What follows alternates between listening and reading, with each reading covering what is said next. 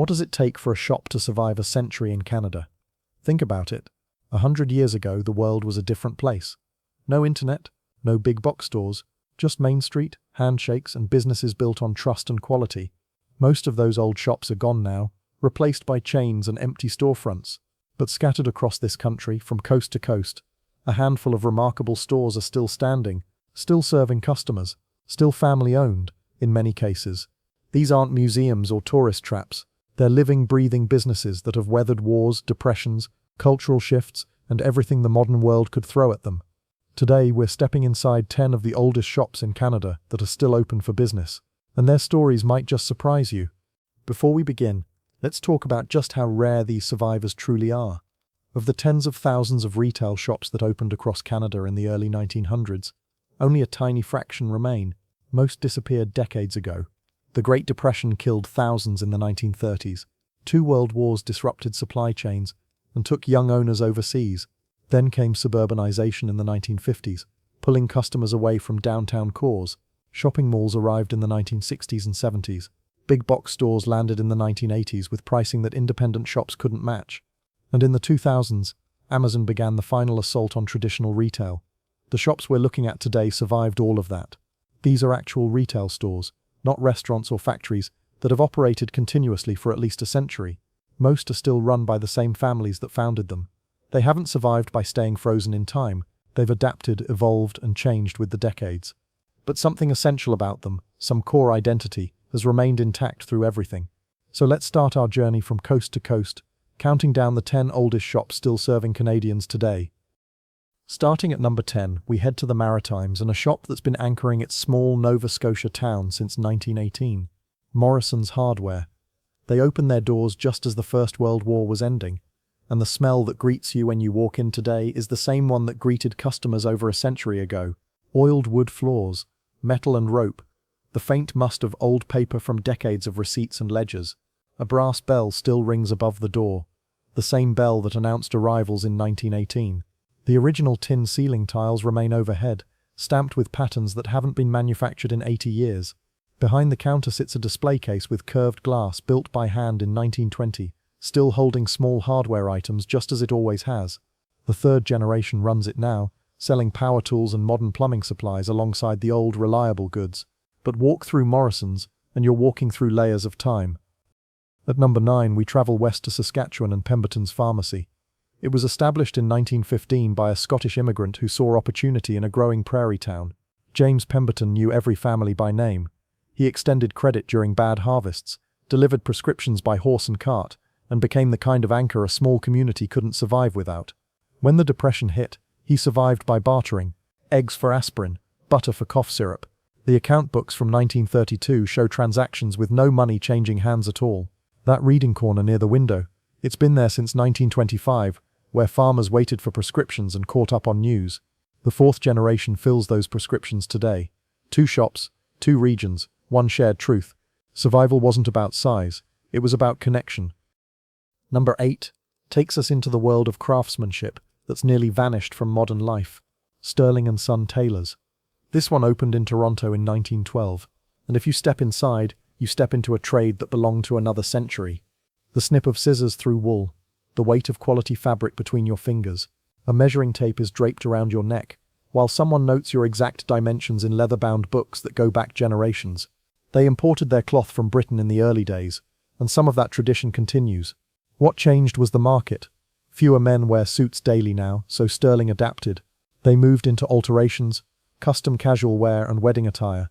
But the tailoring itself, that core skill passed from father to son, remains unchanged. One customer's family spans 4 generations here. His grandfather was fitted for his first business suit in 1948. His father died in 1971. He brought his own son in last year. At number 7 we find Hartley & Daughters Fine Jewelers. Established in Winnipeg in 1910, picture the ritual of buying an engagement ring in 1920. Glass display cases lined with blue felt. Nervous young men selecting diamonds they'd saved for months to afford. Wedding china patterns chosen from thick catalogues. Deliveries taking weeks. This wasn't shopping. It was an event. A milestone. During the Depression, Hartley's survived by buying back silver and jewellery piece by piece as families sold what they could, then quietly purchasing it back when times improved. The founder's great-granddaughter runs it now, curating estate pieces alongside new work, preserving stories embedded in every ring and necklace. But to reach the true veterans, we need to go back even further. Back before the First World War. Back to when Victoria still sat on the throne. At number 6, we encounter something special. A shop that's crossed into truly rarefied territory. McLean & Company General Merchants.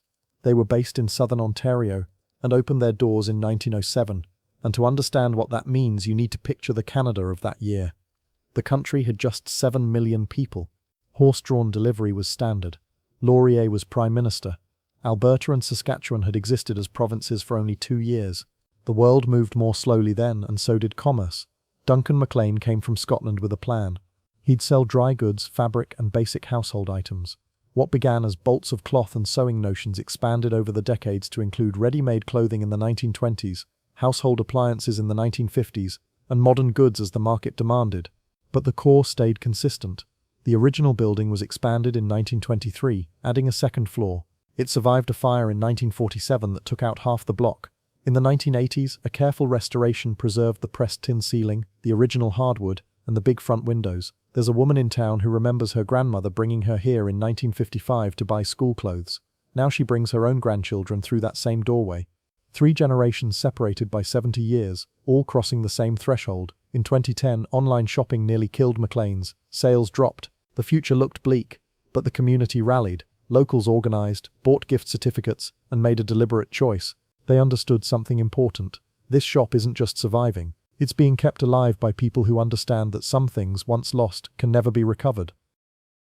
Number 5 takes us into the Victorian era, into the opening years of the 20th century. Thompson's Hardware and Supply.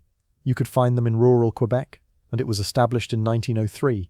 And this shop has witnessed everything, the entire 20th century and everything that came after. Think about 1903.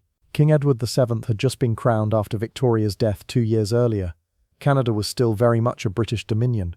There were no cars on most streets, no electricity in most homes, no radio, no television, no telephones in ordinary houses. The world was fundamentally, profoundly different from anything we know today.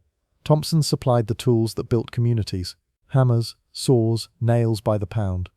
Their original inventory included items we'd barely recognize now: patent medicines with names like Dr. Pierce's Pleasant Pellets, kerosene lamps before rural electrification, horse tack and harnesses, butter churns, ice saws for cutting winter ice from the river. But they read the market, added bicycles in the 1920s when those became popular, switched to automotive supplies in the 1930s as cars replaced horses, embraced power tools, modern plumbing, and electrical supplies. The shop changed with Canada but remained recognizably itself. 5 generations have run Thompson's now. The current owner learned from his father, who learned from his father before him. No business school, just an apprenticeship, an unbroken chain of knowledge and memory. Behind the counter sits the original sales desk from 1903, scarred with a century of use. The safe is from 1905, its combination known only to family members. Hand-painted signs from the early days hang carefully preserved on the walls.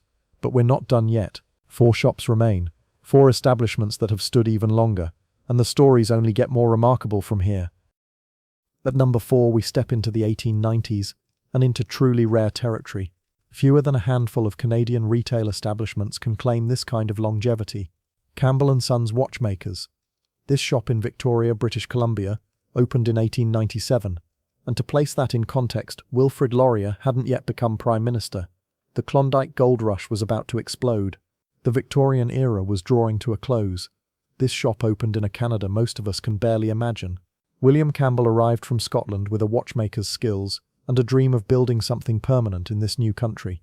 The challenges were immense: establishing credit with suppliers back east, earning trust in a town where other merchants had been operating for a decade or 2 already, proving himself worthy of the most delicate, valuable items people owned. The original shop was modest: hand-hewn wooden fixtures, a pot-bellied stove for heat, merchandise ordered months in advance from Toronto or Montreal, shipped by rail across a country still being connected. It required patience. Every watch repair, every silver setting, every transaction built reputation slowly, carefully. The account books from those early years show who paid on time and who needed leniency during hard months. In 1899, a fire swept through the block. Campbell lost nearly everything and rebuilt. When he died in 1911, his widow Margaret kept it running, one of the few women business owners in the city. In 1932 they nearly closed, but family members worked without pay to survive the Depression. The fifth generation runs Campbell & Sons now. Certain fixtures have never been replaced. Some customers' families have been bringing their watches here for 4, even 5 generations. 128 years. Think about that number. This shop has been serving Canadians for 128 consecutive years. Number 3 takes us deeper still, into the early 1890s. Blackwood's General Store. It started in rural New Brunswick and opened in 1893 during John A. Macdonald's final term as Prime Minister. Before the automobile, before human flight, before recorded music. This shop opened in what is essentially a different civilization from our own. General stores like Blackwood's weren't just retail operations. They were infrastructure. They extended credit to farming families between harvests. They bartered for goods when cash was scarce. They served as the post office, the community bulletin board, the gathering place where news spread and decisions were made. Commerce and community were inseparable. Blackwood's transitioned from horse-drawn delivery wagons to motorized trucks in the 1920s. They weathered Prohibition, wartime rationing during 2 world wars, and faced down the Eaton's catalogue that threatened to make every rural store obsolete. That catalogue is history now. Blackwood's remains. At number 2 we encounter something almost mythical. Garrison's Apothecary. This one was established in 1889 in Old Montreal. Canada was just 22 years past Confederation. This shop is older than the provinces of Alberta and Saskatchewan, older than most Canadian cities. 6 generations of the Garrison family have operated this pharmacy. The founder's great-great-great-grandchildren now stand behind the same counter, filling prescriptions with modern precision but maintaining traditions from 1889. There's a photograph on the wall from 1890, showing the original storefront with its painted sign and wooden awning. Stand on the street today and take the same photograph. The building has been renovated, the signage updated, but something essential, something in the bones of the place, persists. And now the oldest of all, the shop that has outlasted everything. And here we are. Number 1. The oldest continuously operating retail shop in Canada. Rousseau and Phil's Mercantile. They started in rural Quebec and opened their doors in 1885. The Confederation was just 18 years old. Sir John A. Macdonald was still Prime Minister. The Canadian Pacific Railway was being hammered into place across the mountains. This shop opened in what was essentially still a frontier nation. Jean-Baptiste Rousseau came from Montreal with ambition and a wagon full of goods. He chose this location because the railway was coming, because he saw a future where others saw only forest and farmland. He sold fabric, tools, lamp oil, flour, sugar, and tobacco, everything a farming family might need. The first building was wood frame with a false front. The Rousseau family lived in rooms behind the shop. The account book from 1885 still exists, recording that first sale of nails and coffee to a farmer named LeBlanc. This shop survived 2 world wars, the Spanish flu, the depression that killed thousands of Canadian businesses, urban renewal, every economic recession, and the retail apocalypse of the internet age. 140 years of impossible odds. The 6th generation runs Rousseau and Phil's today. They use modern systems, have a website, ship across Canada, but stand inside and look up. The original pressed tin ceiling remains. The wooden floor, worn smooth by generations of boots, has never been replaced. A wall of wooden drawers behind the counter still holds small goods. Jean-Baptiste's portrait watches over everything. 140 years. Think about everything Canada has become in that time. And through it all, through every change and challenge, this shop remained. Still open, still serving, still here. So what do these 10 establishments tell us? The common threads are clear. These businesses survived because they adapted without abandoning their identity. They survived because communities chose to support them, generation after generation, because families are committed to something larger than quarterly profits, because craftsmanship and personal relationships still matter to people, even in an age when you can order anything with a few taps on your phone. But let's be honest about the fragility here. Many other century-old Canadian shops have closed in recent years. These survivors are rare and becoming rarer. They exist in a precarious balance between past and present. Here's the truth, though. These shops survive because customers choose them.